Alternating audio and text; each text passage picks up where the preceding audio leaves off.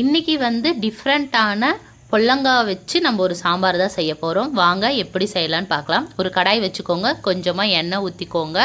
எண்ணெய் சூடானதுக்கப்புறம் கடுகு உளுந்தம்பருப்பு போட்டுக்கோங்க. இது நல்லா பொரிஞ்சு வந்ததுக்கப்புறமேட்டு கட் பண்ணி வச்சுருக்கிற வெங்காயத்தையும் கருவேப்பிலையும் ஆட் பண்ணிவிட்டு நல்லா வதக்கி விடுங்க. வெங்காயம் வந்து நல்லா கலர் சேஞ்ச் ஆகணும், அப்போ தான் வந்து சாம்பார் நல்லாயிருக்கும். கூடவே வந்து 3 மீடியம் சைஸ் தக்காளியையும் கட் பண்ணி நம்ம இதில் ஆட் பண்ணிக்க போகிறோம். நல்லா தக்காளி வெந்து வரத்துக்கு கொஞ்சமாக கல்லுப்பு ஆட் பண்ணிக்கலாம்.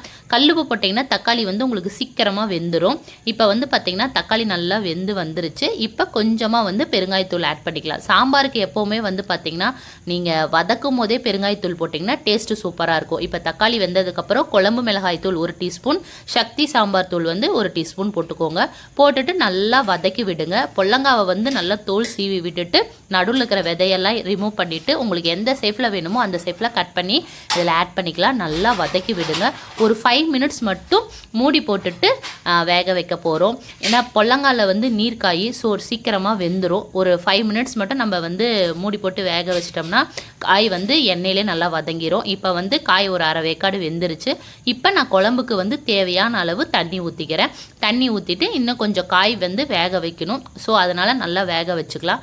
அந்த இதிலே வந்து பார்த்திங்கன்னா நான் ஆல்ரெடி பருப்பு வந்து முன்னாடியே வேக வச்சு எடுத்து வச்சுருக்கேன்.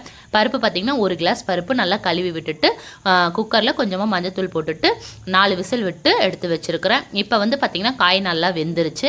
இப்போ நம்ம பருப்பை எடுத்து ஊற்றிக்கலாம். இன்னும் கொஞ்சம் குழம்பு வந்து திக்காக இருக்கிற மாதிரி இருந்தது. ஸோ இன்னும் கொஞ்சம் நம்ம தண்ணி ஆட் பண்ணிவிட்டு ஒரு 5 நிமிஷம் வந்து ஹை ஃப்ளேமில் வந்து கொதிக்க வைக்க போகிறோம். இந்த சாம்பாருக்கு வந்து பார்த்திங்கன்னா லெமன் சைஸ், குட்டி லெமன் சைஸ் புளி கரைச்சி ஊற்றுங்க. ஏன்னா இதுக்கு வந்து கொஞ்சமாக புளி ஊற்றினாலே போதும். இப்போ வந்து நான் சின்ன லெமன் சைஸ் புளி வந்து கரைச்சி வச்சுருக்கோம். அதையும் இது கூட ஆட் பண்ணிவிட்டு நல்லா கொதிக்க விட போகிறோம். ஒரு 10 நிமிஷம் வந்து சிம்மில் வச்சுட்டு எண்ணெய் நல்லா பிரிஞ்சு வந்ததுக்கப்புறம் குழம்பு ஆஃப் பண்ணிக்கலாம். இந்த ஸ்டேஜில் நீங்கள் உப்பு காரம் எல்லாமே பார்த்துக்கோங்க. தேங்க்யூ ஃபார் வாட்சிங்.